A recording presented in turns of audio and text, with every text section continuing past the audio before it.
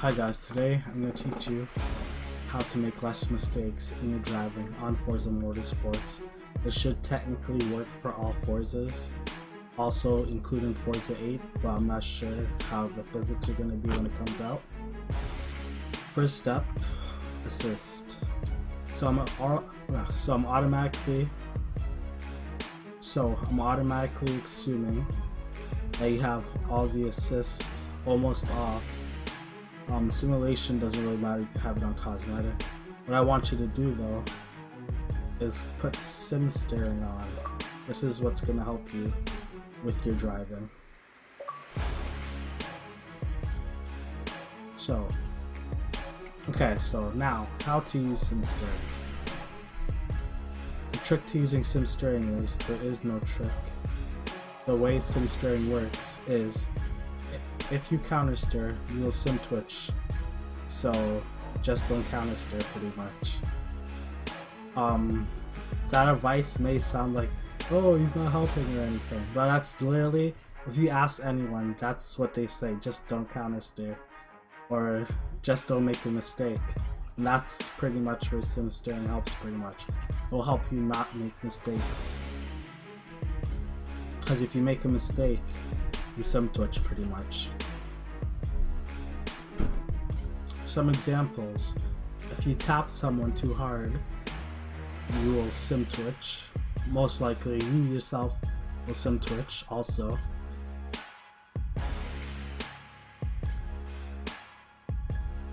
If you get tapped too hard, you will sim twitch. If you ever driving behind someone and like you just tap them a tiny bit and they just go flying off the track, like what the heck, I didn't even tap them that hard, and you're on normal steering, that's because you don't really understand, because as soon as someone taps you, you pretty much lose control of the car.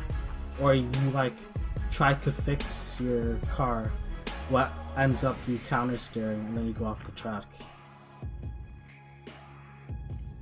If you overdrive the car, you will sim twitch.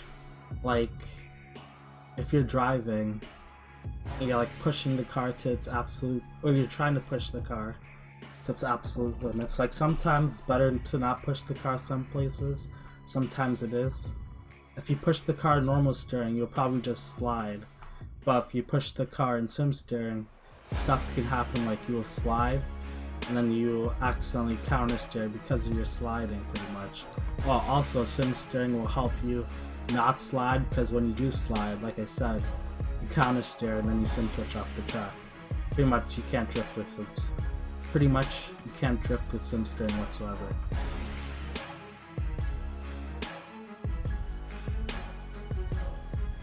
Underdriving. So if you underdrive, you will sim twitch. Underdriving, like as in if you don't have confidence that you can make it around the like for sim steering, you'll need confidence to make it in some corners, especially if people are behind you.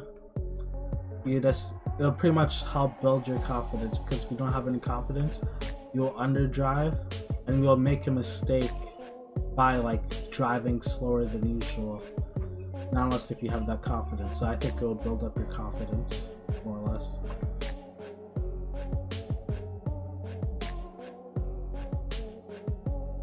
Another thing, if you have a bad tune, you will sim twitch. Or it'll be hard to drive the car. Like if you're using normal steering, you might not notice how bad the tune is, but you probably still will notice if you're like super fast and you're like running 2 seconds behind. But you'll just feel how bad the tune is if you're on sim steering, and if you've driven other tunes, pretty much. But sometimes the tunes could be tuned for normal steering, so you'd have to find tunes that are tuned with people who use sim steering. Oh, and that's another thing. Some of the fastest people in the game use sim steering, so when they tune, the cars feel better with sim steering than it does with normal steering, if that makes any sense.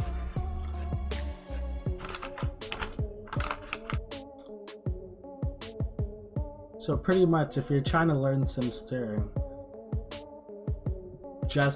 you have to stick with it and like not switch between sim steering and normal steering, or you won't like get anywhere. You'll still feel scared using sim steering.